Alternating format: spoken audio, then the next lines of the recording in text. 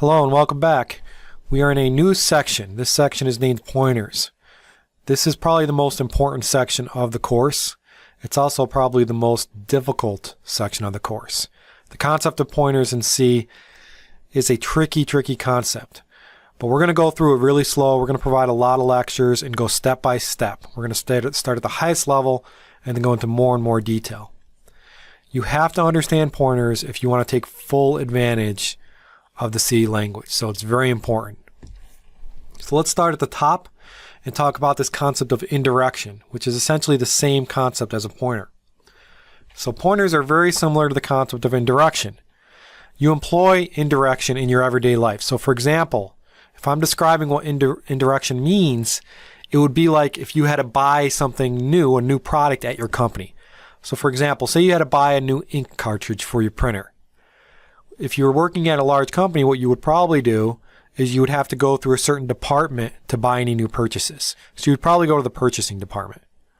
You would probably call somebody up in purchasing and ask them to order the new cartridge for you. It would be their job to then find a local store that provides the actual item that you want to order, okay? And what this means is you're not going and ordering that item directly by yourself. You're asking somebody to do it for you, and then through their expertise and their knowledge of who has that product in inventory, they get it back to you. So this is a level of indirection concerning you. You don't go ahead and just go down to the store and buy it. You go to the purchasing department. The purchasing department has the knowledge that it goes and does everything for you. This is the same concept of a pointer in programming. In programming languages, indirection is the ability to reference something using a name, a reference, or a container instead of the value itself. We use a form of indirection by using variable names. We do not use the memory address to access data. We use a variable name. The most common form of indirection is the act of manipulating a value through its memory address. So in addition to a really small description of indirection using a variable name to represent a memory address, you also manipulate a value through its memory address using the address itself. So a pointer provides an indirect means of accessing the value of a particular data item.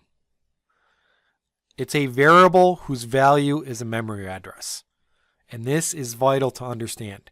We have learned variables up to this point that contain certain types of data: numbers, characters, doubles, floats with rational numbers. Now we're going to have a variable that doesn't store any of this type of data. The type of data it stores is a memory address. The memory address is going to be represented as an integer, a hexadecimal number, but it's still going to be a memory address. So it's going to be the value of an address in another location in memory if it's an existing variable, or a new location that you dynamically allocate. So just as there are reasons why it makes sense to go through the purchasing department to order new cartridges, you don't have to know which particular store the cartridges are being ordered from, for example. There are also good reasons why it makes sense to use pointers in C, to use these variables that represent an address, a memory address. We talked about memory addresses in the very beginning of the course, and how whenever you run a program and you create variables, those are stored in memory. And that memory has a particular address. You have to know the address to get that data back. Just like you need to know the address of a house if you're driving somewhere, or an address of a location. So using pointers in your program is one of the most powerful tools available in the C language. That's why it's important to understand.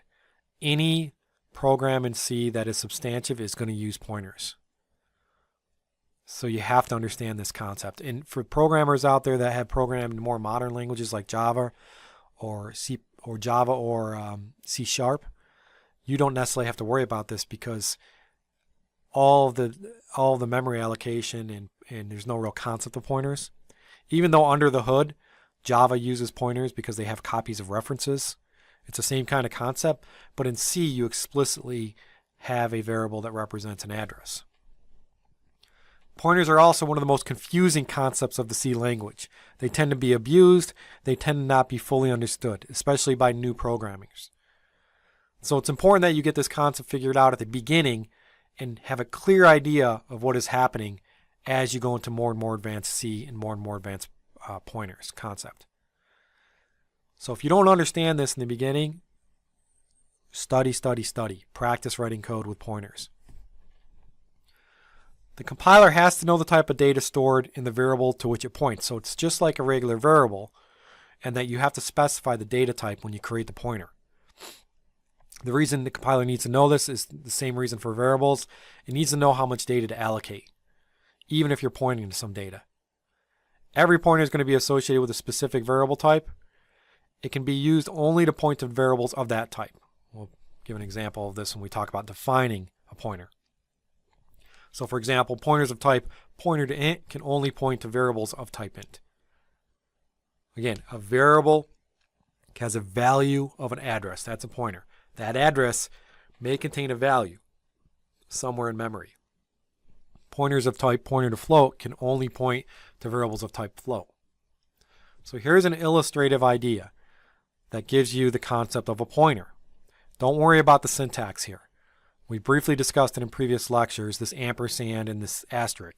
You don't have to necessarily worry about that. What I want you to pay attention here is how a pointer has an address. And that address can contain a value, but be somewhere else in memory. So in this example, we're creating a regular number. We've created 1,000,000 times. Then you see this syntax with the asterisk. That signifies that it's a pointer. We're going to go through that in details.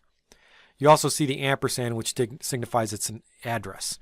So in this example, when we create this pointer of type int, p number, we're assigning an address. Because remember, pointers can only store addresses. And how this is actually laid out in memory is you have a variable named number. And number has a value of 99. Number also has an address in memory. That address in memory is the value of the pointer. So p number is a pointer that's pointing to address 1008. 1008 has a value of 99. It contains the variable number as well. So this is really what we're getting at. If this is not clear, you need to look at this for an hour and make sure you understand it. Again, the point is a pointer has a value to an address. That's what it stores.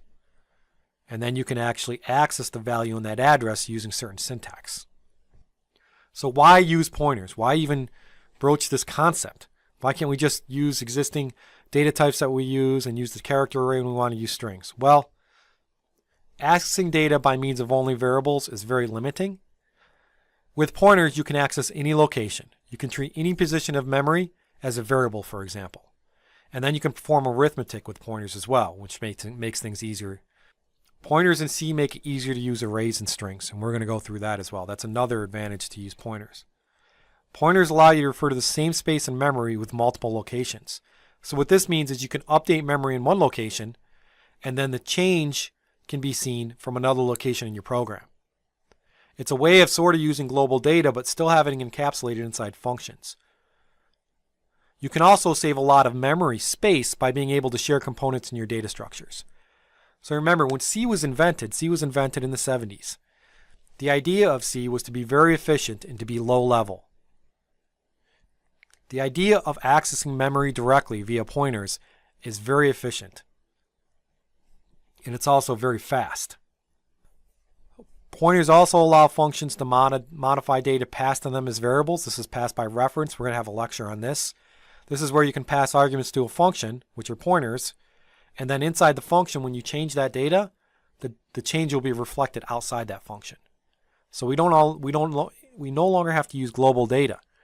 We can use data inside of a function, pass that data as a pointer, and then that data outside that function will be allocated. So it's still it's not having the disadvantage of using global variables where everything is tightly coupled. You can limit that to only the functions that need to know that data. As I mentioned, you can also be used to optimize the program to run faster and use less memory than it would otherwise, which is an important concept, especially in embedded real-time programs. Pointers also allow us to get multiple values from a function. We've talked about functions and how you can pass data to functions. We've also talked about how you can return data, right? We know that right now you can only return one value from a function. But if you use pointers, you can actually return multiple values from a function. And we're going to talk about that. That's a big advantage. We're also going to talk about dynamic memory allocation. Right now, when we create memory for a program, it's done implicitly by the compiler when you declare a variable. If you declare an int variable, it automatically creates 4 bytes for that variable, for example. When you're using arrays and you specify the size of an array, that size is allocated at compile time. So if you're trying to store more data than that, you're screwed. Your program's not going to work. But if you had the ability to actually create as much memory as you needed at runtime, that would be huge. And pointers allow you to do this. They allow you to create memory at runtime, dynamic memory allocation. We're going to be talking all about this as well. Pointers allow us to design and develop more complex data structures. A data structure is something that stores data. Examples of data structures are a stack, a queue, or a linked list. And we can create those much easier using pointers. Pointers provide direct memory access. Again, efficient, fast. So pointers are going to be a big concept. We're going to have a lot of lectures on pointers. I want you guys to focus, and I want you to pay attention when I talk about all these concepts because it's important and vital to understanding the C programming language. So good luck, and let's get started. Thank you.